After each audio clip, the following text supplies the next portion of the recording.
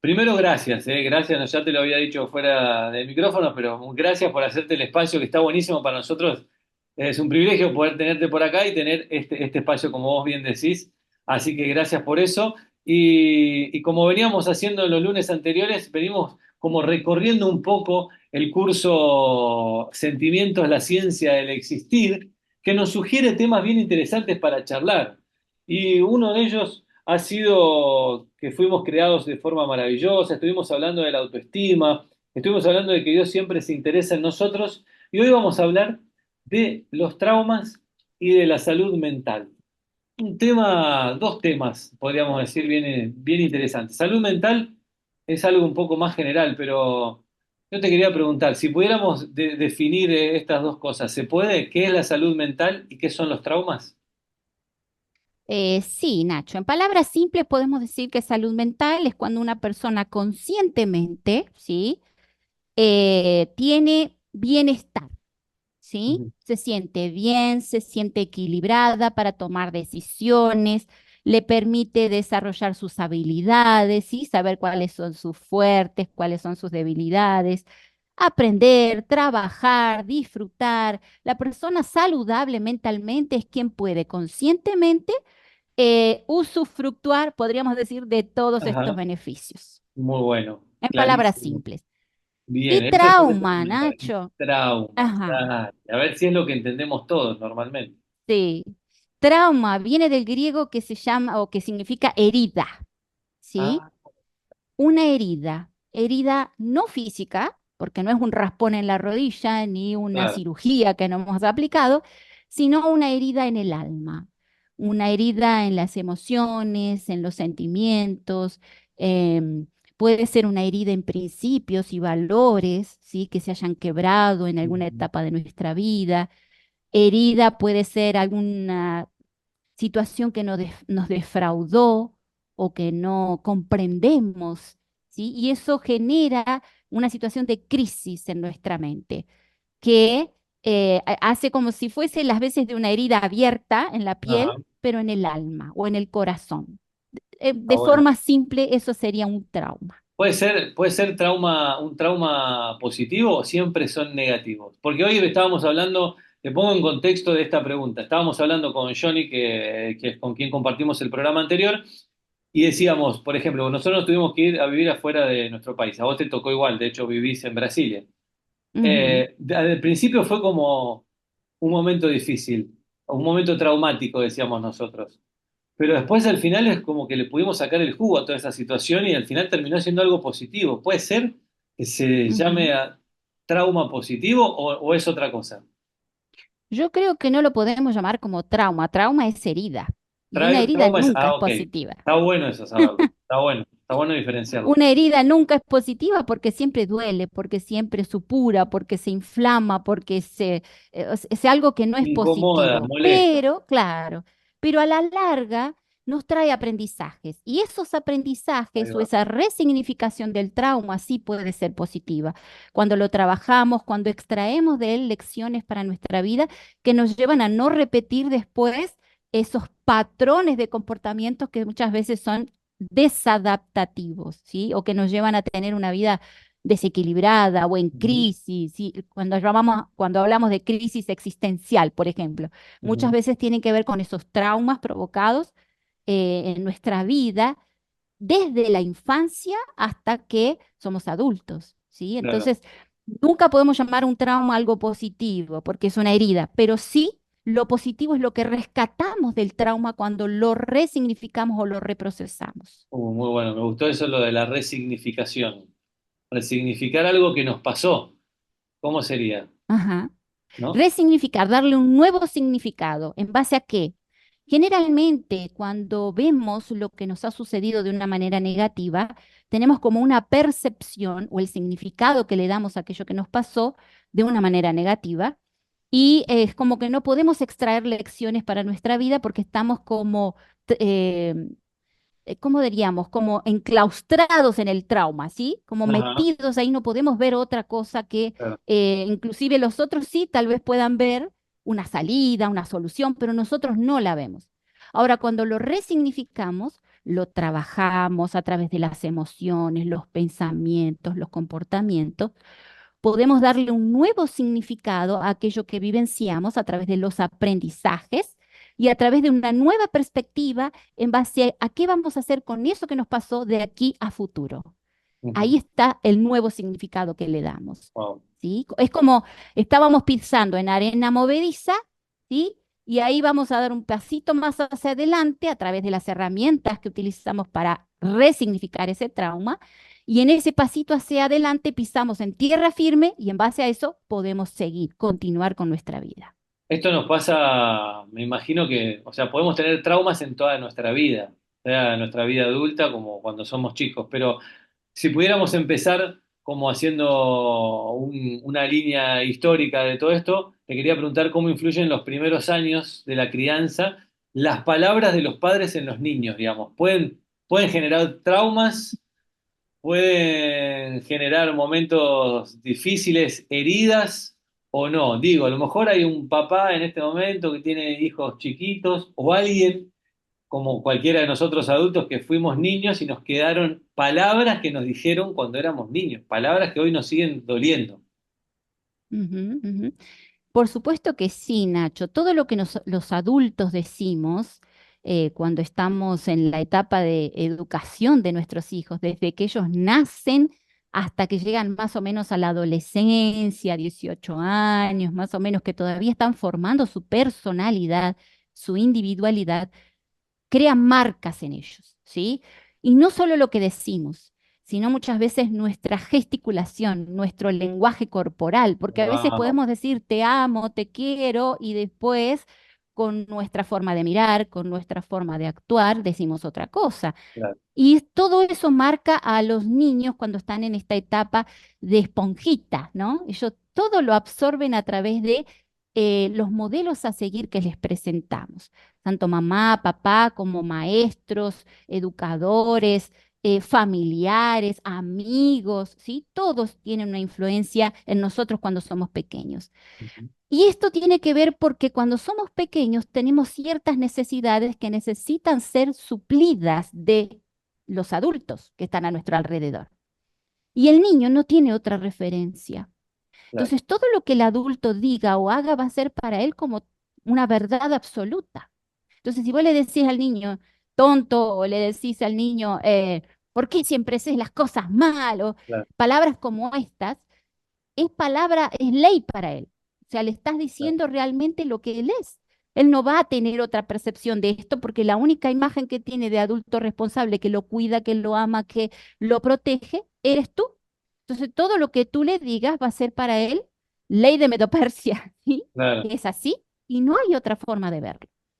Entonces, muchas veces nuestras palabras, nuestros actos, nuestra forma de trabajar con ellos, de tratarlos, de ponerle límites o no, de enseñarles a través de no solo de palabras, sino con el ejemplo, forma o coloca en ellos ese surquito del que hablábamos la otra vez con la autoestima, ¿no? Ese surco que se crea en nuestra mente formando o marcando cómo el niño va a ver la vida hacia él mismo, hacia el prójimo, hacia Dios, hacia el mundo en general, desde la perspectiva que nosotros le mostramos. claro. Estaba pensando, alguien me dijo alguna vez que no importa la edad que tengamos, lo que nos digan nuestros padres siempre nos van a dejar una marca. Es tan Siempre. así. Es Aunque así. seamos Es adultos, lo que totalmente. nos digan los padres es como ley. ¿Lo tomamos de esa Lo que manera? pasa lo que pasa, Nacho, que generalmente lo que nos dicen nuestros padres cuando ya somos adultos, generalmente está ligado a situaciones que hemos vivido cuando éramos niños, ¿sí? Ujú. Y lo que nos despierta en el momento de ser adultos es como un gatillo, ¿sí? Y el Ah, gatillo claro, tal vez tiene que ver no con la situación actual de ser adultos, sino con el gatillo que disparó la sensación que sentí cuando me sentí abandonado, cuando era wow, pequeño, cuando no muy sentí bueno, cariño, cuando no sentí que me pusieron límites, cuando parecía que era transparente porque nadie me veía, ¿sí? O cuando era juzgado, criticado, o cuando fui abusado, ¿sí? Todo eso que fue o que marcó ese surco en el niño, cuando somos adultos generalmente lo que despierta esas sensaciones son los gatillos disparadores, ¿sí? O sea, no es que voy a pasar por lo mismo de vuelta, aunque papá me diga algo parecido, diferente, Claro. pero lo que va a hacer es despertar nuevamente aquella sensación que sentí cuando era niño, que quedó marcada a fuego en el alma. Y todo esto que nos dicen nuestros padres o las personas que nosotros creemos como autoridades, porque hay personas tal vez que no fueron creadas por los papás, pues que no fueron creadas por los tíos, por los Sí. abuelos, ¿no? Pero son figuras de autoridad en la vida. Esto influye en cómo esa persona ve y percibe el mundo y cómo se desenvuelve, cómo se desarrolla en el mundo Ujú. también. Claro, es como cuando te pones unos lentes de color azul, ¿sí? Vas a ver todo a tu alrededor de color azul. Bien, cuando tus padres te dijeron, te criticaron o no te criticaron, o te pusieron límites o no, ellos te colocaron un lente de algún color, ¿sí? No Ujú. importa cuál. Vamos a poner azul como ejemplo. De ahí en adelante, toda tu vida va a estar permeada por esos lentes de color azul, ¿sí? ¿Hasta qué momento? Hasta que en algún momento en la edad adulta te des cuenta de que estás viviendo una vida que no es la vida del adulto, sino una vida que despierta sensaciones de tu niño herido, Wow. aquel niño lastimado que no sintió que se suplieron sus necesidades básicas, necesidades de vínculos seguros, amor, cariño, ¿sí? Autonomía, ¿sí? Dejar que el niño comience a sentir que él puede hacer las cosas y alabarlo por eso, ¿sí? Ponerle límites, límites con amor, con cariño, límite de libertad de expresión, que pueda decir lo que siente, que pueda decir lo que piensa con total libertad sin ser juzgado, criticado, de ser espontáneo, de jugar. Hay niños que son pequeños y no tienen la posibilidad de jugar porque tienen que cuidar a sus otros hermanitos, por Ujú. ejemplo, y ya eso es una marca para toda la vida. Entonces, cuando llegamos a la vida adulta, si esas cosas no fueron trabajadas, ¿sí? El lente que tenemos puesto es el mismo, es el color azul que nos Wow. pusieron nuestros padres. Entonces, todo lo que vemos hoy en día va a pasar por ese lente. Y todos los traumas que fueron marcando nuestra existencia van a ser activados en nuestra vida adulta por circunstancias X o B que capaz que tengan que ver o no tengan nada que ver, pero Ujú. que van a activar aquellos gatillos de sentirme solo, abandonado, triste, juzgado, criticado, abusado, ¿sí? Eso es como que sale a la luz todo el tiempo y muchos de esos traumas generan enfermedades mentales, depresión, si aquellas personas que viven mucho en el pasado, ay, porque Ujú. nadie me quiere, porque nadie me ama, porque no soy importante para nadie. ¿De dónde viene eso? Justamente de esos traumas creados en la infancia que no fueron trabajados. Por eso la vida hoy la ve a través de ese lente. Nadie me quiere, no soy importante, fui abandonado, fui abusado, soy criticado, ¿sí? Entonces, toda la vida adulta pasa por ese lente. Lo Tremendo. difícil de esto, Nacho, es justamente cambiar ese patrón de pensamiento, Claro. sacarle el lente a la persona para que deje de ver las cosas de color azul, ese azul, podríamos decir, negativo, que lo tira para abajo, que no lo deja crecer como persona, y ponerle un lente transparente con el cual pueda Claro. ver la realidad tal cual es, ¿sí? Ujú. Hoy. Ahora, eso se puede hacer desde la mirada de la psicoterapia cognitivo-conductual. Se puede hacer esto de cambiar los patrones de comportamiento de una persona que vio toda la vida azul hasta acá, con los lentes así. Está Sí. buenísimo el ejemplo, porque está bueno. ¿Y se puede hacer algo, digamos, con la Sí, psicoterapia sí, así? se puede. ¿Cuáles Se son las cosas? puede. O Hay algunas de varias las cosas. herramientas y la principal es justamente entender el modelo cognitivo. ¿Qué es el modelo cognitivo? Yo creo que ya lo Claro. hablamos en algún momento, que es la terapia cognitivo-conductual trabaja a través de pensamientos que generan emociones y esas emociones generan acciones, ¿sí? Ajá. Entonces, siempre detrás de una emoción hay un pensamiento. Por más que sea un pensamiento fugaz, muy rápido, que no percibo, que no logro captar conscientemente, siempre detrás de una emoción hay un pensamiento. Y eso me lleva a tener la acción. Y como ese pensamiento ya está con el lente azul, ¿sí? Claro. La emoción va a estar filtrada a través del lente Claro. azul y el Va a estar comportamiento a través del lente azul. condicionada, Eh, digamos, por esa Condicionada. mirada con el lente azul. Bien. Entonces, lo que tengo que hacer es intentar que la persona consiga comprender cómo es su patrón de pensamiento, ¿sí?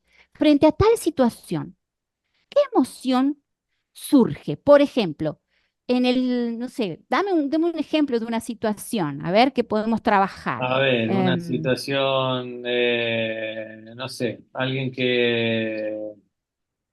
a alguien ver, que por no ejemplo, es va en el así. tránsito. Si Ahí va en está, el tránsito, ¿sí? está Y mejor. le tocan la bocina de atrás, vete, como diciendo, correte, déjame pasar o alguna cosa así.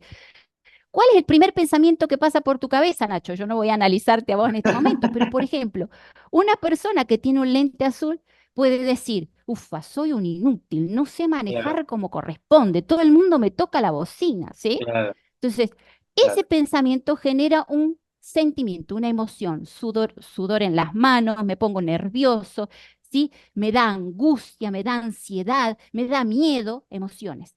Y Ajá, eso me hace llevar a una acción. ¿Cuál es la acción? Capaz que doy un volantazo, capaz que le toco la bocina o le devuelvo un palabrón, ¿sí? ¿Cuál es la claro, reacción que tengo en base a mi lente azul de claro, ser una persona inútil, por ejemplo? Siempre me dijeron, sos un inútil cuando era chico, no, claro.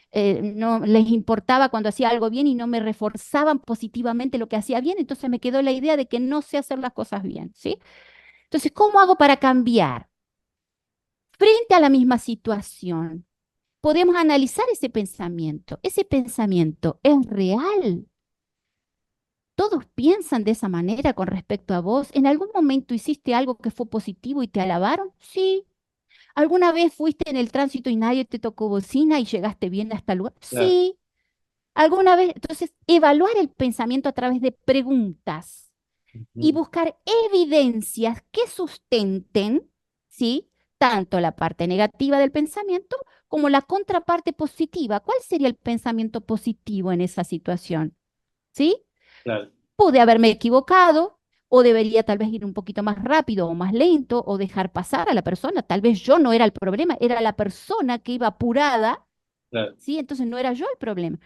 Evaluar la situación y en base a eso modificar el pensamiento, porque cuando modificamos el pensamiento, consecuentemente se va a modificar la emoción y también el comportamiento. O sea, es como si le sacamos el lente azul a la persona, le ponemos uno transparente para que vea la realidad tal cual es, ¿sí? Sin el filtro azul, Ujú, y que pueda decir, evaluando en base a las evidencias, si ese pensamiento es así, es real, no es real, ¿cómo puedo modificarlo para que me dé mejores resultados? Se trabaja muy lento con bueno. esto, Nacho, no es de hoy Eso a te iba a mañana, ¿no? decir, porque generalmente los seres humanos nos negamos bastante a los cambios, sea, aunque sean buenos, somos reticentes al cambio, como que nos negamos un poquito a eso. ¿Cuánto tiempo lleva, digamos, el trabajo, este trabajo que nos estás diciendo, de cambiar el comportamiento, de cambiar estos lentes, de cómo se percibe la vida, de cómo me percibo a mí mismo? Ujú. Bueno, lleva un tiempito, Me imagino que depende porque de cada caso, obviamente, sí, pero no depende debe del ser caso, de una semana a otra. no. Y también tiene que ver con las creencias que están por debajo del pensamiento. ¿Cómo Ahí es eso? hablábamos Está del bueno. pensamiento, soy un inútil, por ejemplo, cuando hablábamos del Sí, conductor, ¿sí? Ahora, ¿cuál es la creencia que está por detrás de ese pensamiento? Por ejemplo, soy insuficiente. Es una creencia mucho más profunda, Nacho, que va a llevar mucho más tiempo trabajar y que posiblemente tengamos que entrar con MDR. ¿Recuerdas el EMDR? El trabajo, MDR. ¿sí? Movimientos bilaterales. ¿Para De qué? acuerdo. Para trabajar situaciones en las que fuiste criticado, juzgado cuando eras niño y resignificar esa historia puntual. Por ejemplo, una persona que reacciona así en el tránsito cuando era niño posiblemente hizo su cama, ¿sí? Una vez, dos veces, tres veces, y la madre siempre iba y se la hacía de nuevo porque le decía que estaba mal hecha, que estaba arrugada, que no estaba como ella quería, que Sí, dejaba la pieza desordenada, ¿sí? Entonces el niño siente que es un inútil, que no es suficiente, que su trabajo no es suficiente. Entonces, ¿cómo yo voy a arreglar esa situación en el adulto hoy que necesita enfrentar sin arreglar el niño herido de allá atrás en esa experiencia con su mamá. Entonces yo tengo que ir a ese pasado, resignificar esa historia, hacer que el niño entienda que él no era culpable, que no tenía las características de un adulto para saber o para reaccionar de forma adulta al hacer su cama, y que en el caso, aunque su mamá hizo todo lo posible o lo mejor que pudo para enseñarle a hacer la cama, dentro de sus posibilidades como mamá, lo que generó en él fue un trauma Ujú. sin querer, porque los padres no queremos que nuestros hijos No, tengan claro. traumas, pero muchas veces es consecuencia de nuestros propios traumas también como adultos, ¿no? Ujú, ujú. Que van de generación en generación. Entonces, para poder solucionar o sacarle el lente a ese hombre adulto, tengo que ir al niño herido, ¿sí? Resignificar esa historia para él y ahora como adulto darle herramientas y si las tiene ya, decirle cómo las puede utilizar para solucionarlo como adulto. Y no que cuando se enfrenta a una situación como esta, quien se active sea el niño herido que está en su Claro. interior. Muy bueno, me quedé pensando cuando decías esto de, bueno, una cosa es que la persona diga, bueno, soy una inútil o un inútil, soy insuficiente en el tránsito, y otra cosa es decir, soy un inútil o una inútil en todo. O sea, es mucho, Ujú. obviamente es mucho más profundo, ¿no? Una cosa es Más profundo. tener que resolver solamente el tema de que, bueno, no me siento seguro cuando voy a manejar, y otra cosa es que no me siento seguro en nada de mi vida. Ujú. Ahora, cuando... Sí, dale. Generalmente ese es un gatillo, Nacho. Claro. Por eso vamos a ver varias situaciones en las que se repite el gatillo. Cuando se repite, entonces estamos frente a esa creencia fundamental o profunda que necesitamos trabajar. Por Ah, eso no es una cuestión simple. Cuando tenemos un paciente enfrente nuestro, necesitamos investigar bastante para saber dónde están esas situaciones de trauma que se generan y que se despiertan hoy como adultos. No es una cuestión de una situación, me genera una reacción claro. y quiero trabajar solo esa. ¿Sí? Necesito ir más profundo. Ujú. Y si identificamos, ya para ir cerrando un poquito el tema, eh, si identificamos a alguien, no sé, nos encontramos con alguien que vemos que está herido, una persona que está herida, ¿cómo podemos apoyar a esa persona? ¿Cómo debemos tratarla? Teniendo en cuenta de que también todos tenemos heridas, ¿no? Y a veces uno reacciona por eso. Me tocaron en la herida y reacciono. Y peor aún, a veces conozco la herida del otro y voy y meto el dedo en la llaga. Medio a propósito. ¿Cuál serían las recomendaciones para que no se arme una guerra, una segunda, una tercera guerra mundial en un lugar de trabajo o en la familia?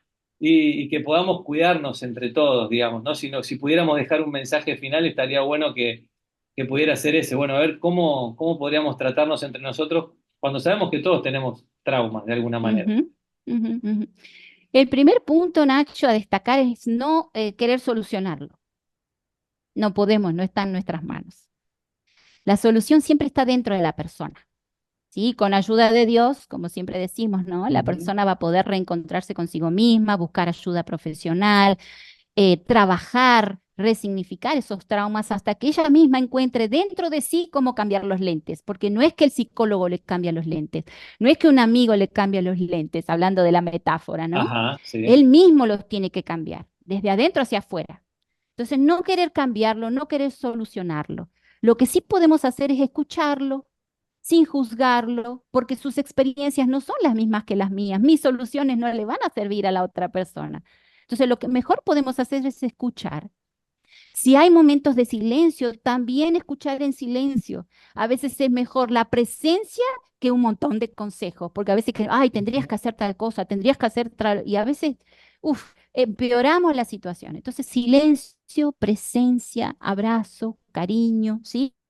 Juzgar si la persona se ríe o llora. A veces la reacción a un trauma puede ser una risa nerviosa, las personas no saben qué hacer y decimos, ay, qué tonto Ajá, este, ¿cómo está pasando por un trauma y se ríe? Al final, que claro. no, no juzgar, porque algunos reaccionan de esa manera y otros lloran, otros hacen silencio, entonces no juzgar.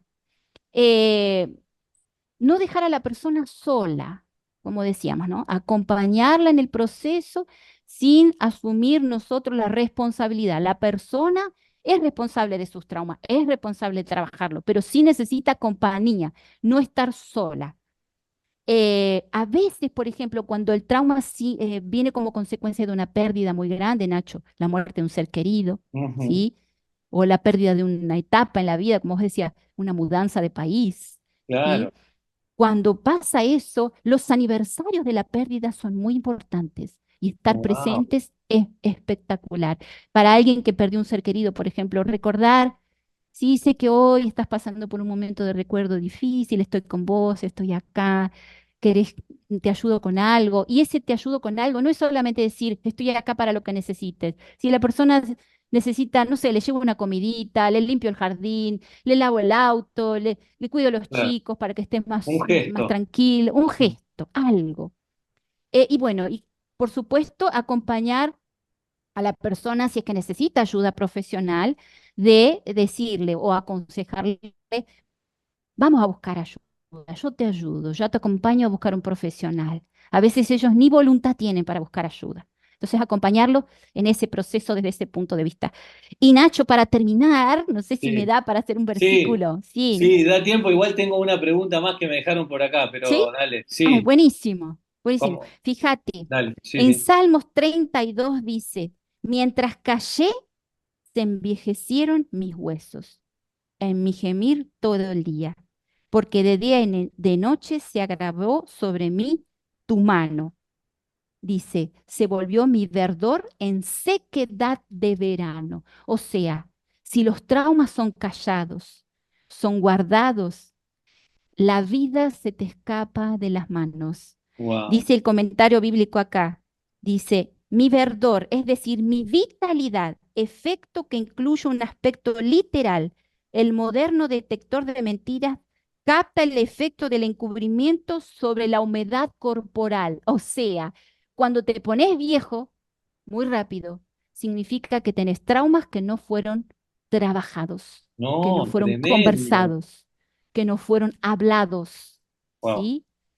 Entonces, no te dejes morir cuando eres claro, todavía joven y tienes mucho para dar. claro, Soluciona tus traumas, soluciona, sácate los lentes desde adentro hacia afuera, claro. cambia los lentes, ponte un lente transparente a través de lo que dice acá la palabra de Dios, ¿sí?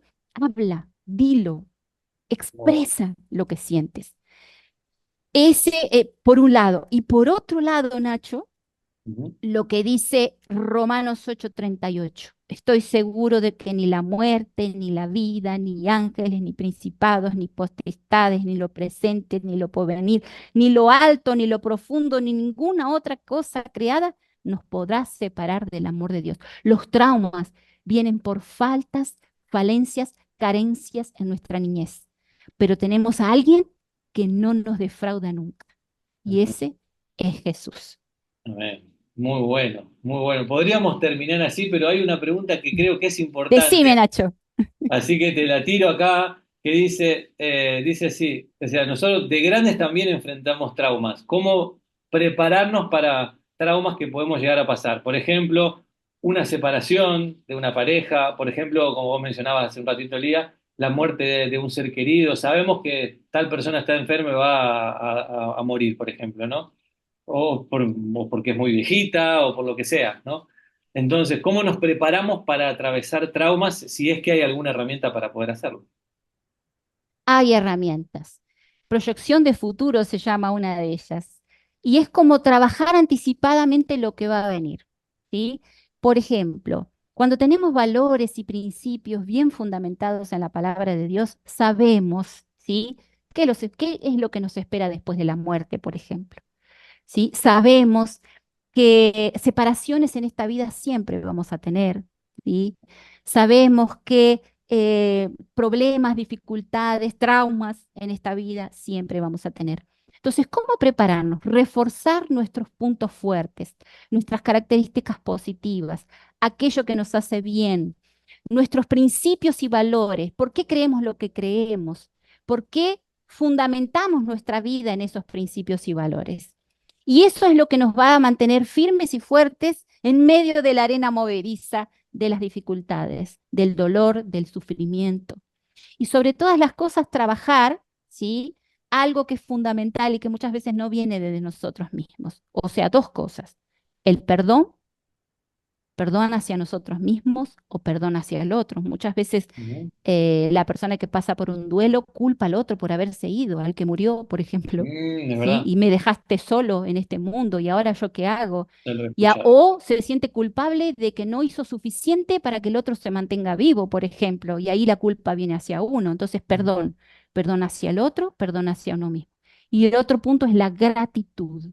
Ser agradecidos es la mayor cura con respecto a todos los males de este mundo. ¿Por qué? Porque nos enfocamos en lo que tenemos, en lo positivo, en lo que Dios nos da, en las bendiciones, y no en lo que nos falta, en lo que no tenemos, en lo que no podemos, en lo que no sabemos, ¿sí? Entonces, dos puntos importantes, gratitud y perdón.